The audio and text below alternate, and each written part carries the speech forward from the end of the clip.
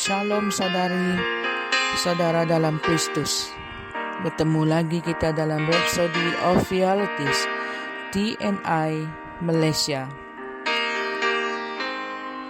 Tajuk perkongsian kita pada hari ini iaitu kuasa pertuturan.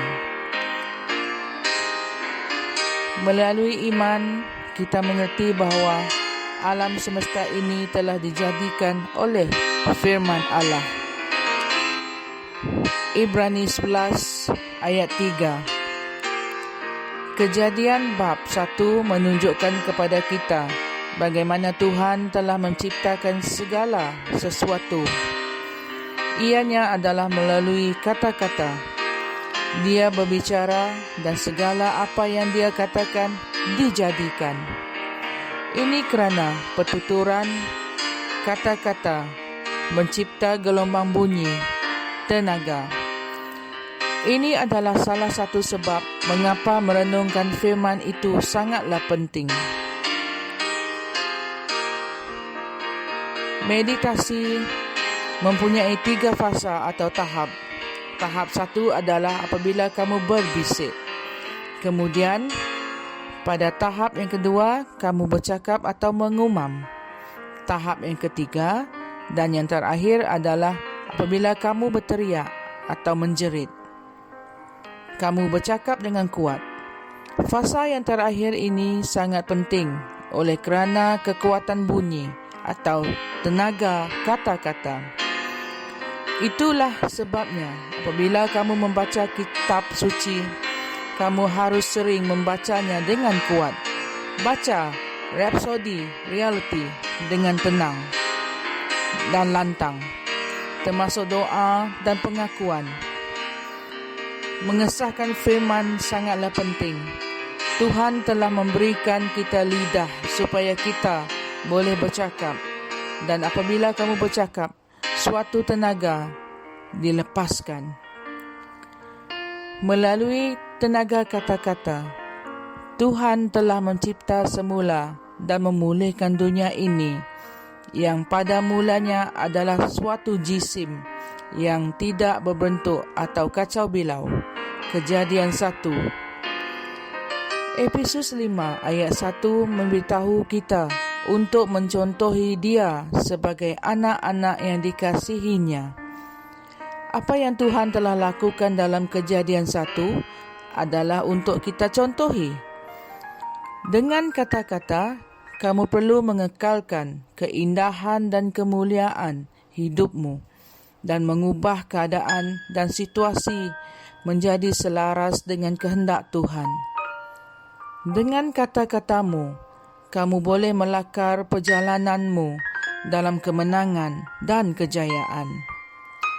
Yesus telah mengatakan bahawa segala sesuatu yang kamu katakan akan dijadikan bagi kamu. Markus 11 ayat 23. Jadi, jangan mendiamkan diri. Ada sebab untuk bercakap. Malah prinsip keselamatan menekankan kepentingan bercakap. Ia berkata, kerana dengan hati orang percaya dan dibenarkan, dan dengan mulut orang mengaku dan diselamatkan. Roma 10 ayat 10. Mengaku di sini bermaksud mengatakan apa yang Tuhan telah katakan dalam persetujuan dengannya. Ia diterjemahkan daripada perkataan Yunani homologio yang dimaksudkan adalah mengatakan perkara yang sama dengan yang lain dalam persetujuan. Itulah yang menjadikan firman-Nya berkesan dalam hidupmu. Ianya tidak cukup untuk mempercayai firman Tuhan dengan hatimu sahaja.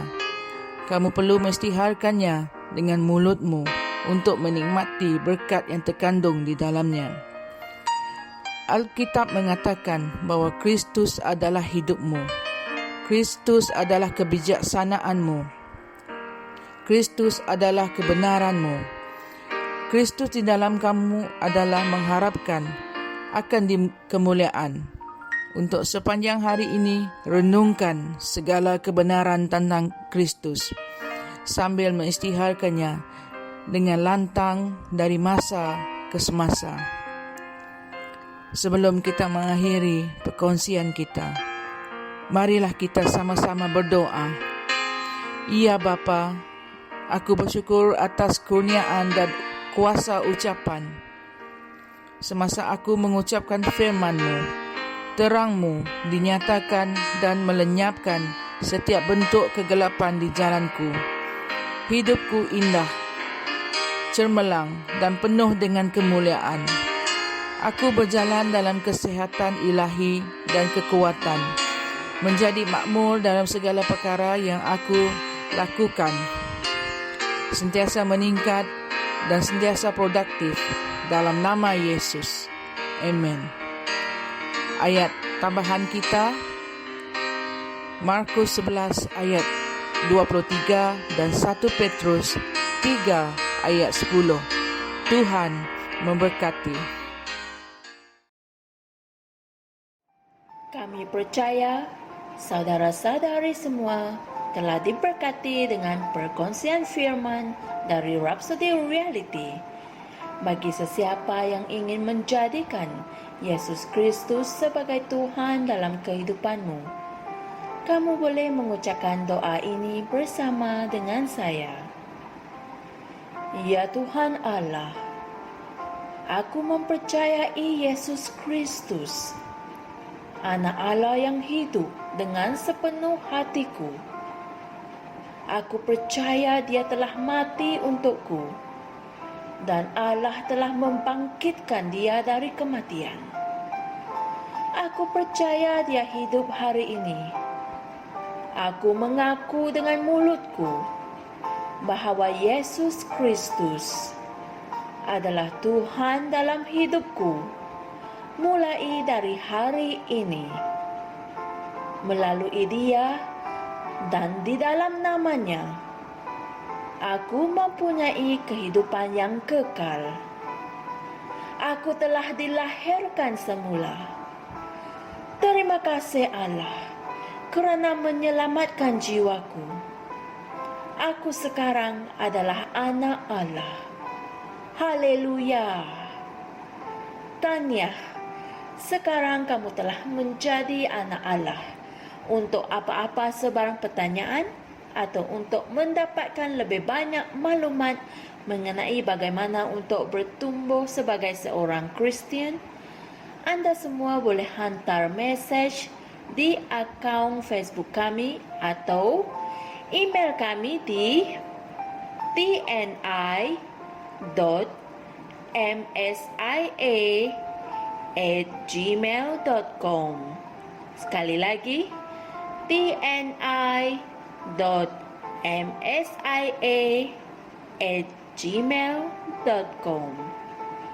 Tuhan berkati anda semua.